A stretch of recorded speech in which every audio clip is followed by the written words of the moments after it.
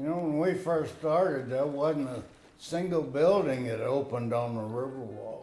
People were scared to go down there to get mugged, and all the bums living under the bridges and all that stuff.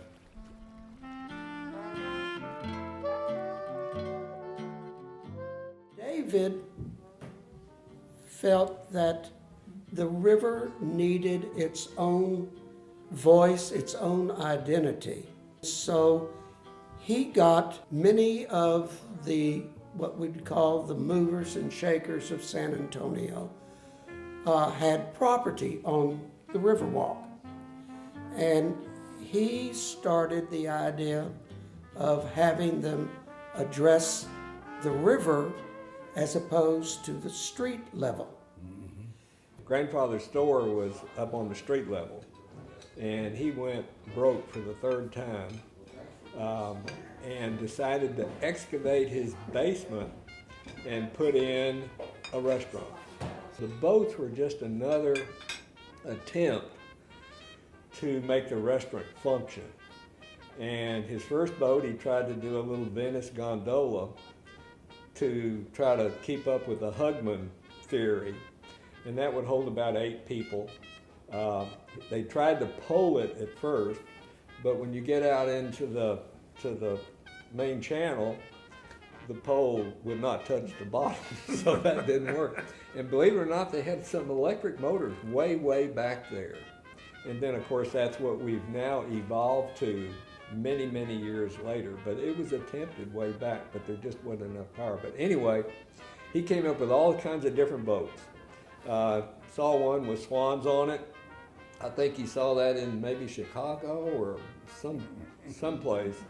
And anyway, the swans were decapitated on Rosita's Bridge very, very quickly.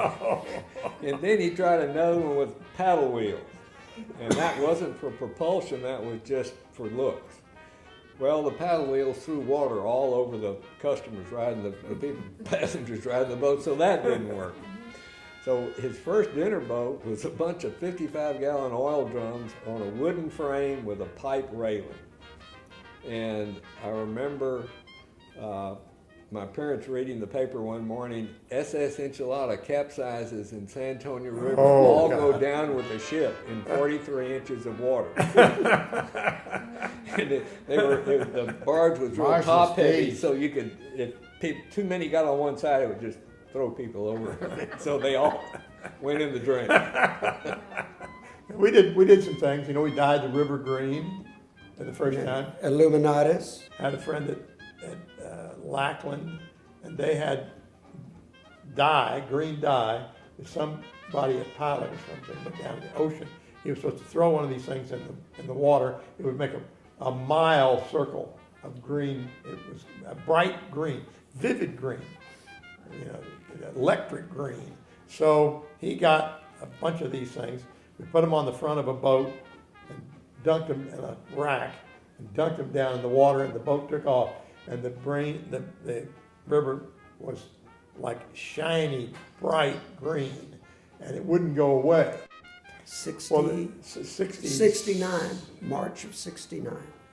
Because the Illuminatis were December of 68. And it was just the block between Commerce and Crockett Street, and it was for one weekend. And now it's grown to 3 weekends and almost the full it is the full Horseshoe Bend.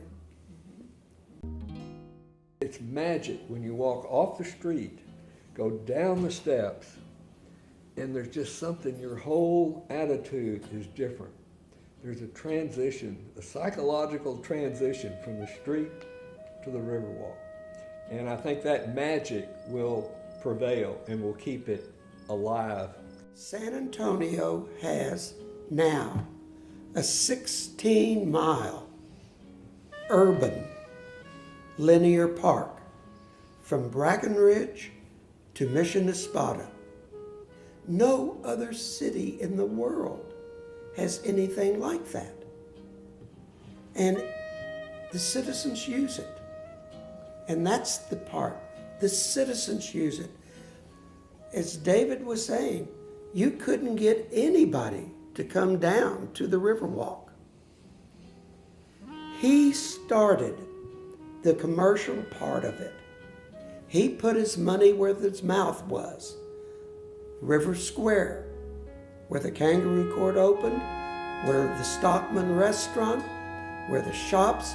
He got people like Marshall and Patsy Steves to do La Serena, and with Bob Wynn's folklore collection, which outdid the Rockefeller Foundation's collection.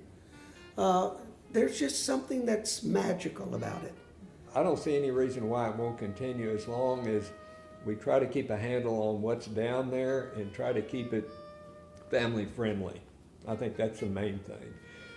The landscaping is gorgeous. I think the city does a fantastic job with the landscaping. And it's a linear park, what they call it. Kind of the proof of Paseo's success. Grandpa struggled horribly his first 20 years, basically, from 46 to Hemisphere in 68. And so the Paseo, that's when they really got engaged with the Riverwalk, and that first 20 years, nothing was really working down there. And so the Paseo, from that point on, we've seen nothing but progress.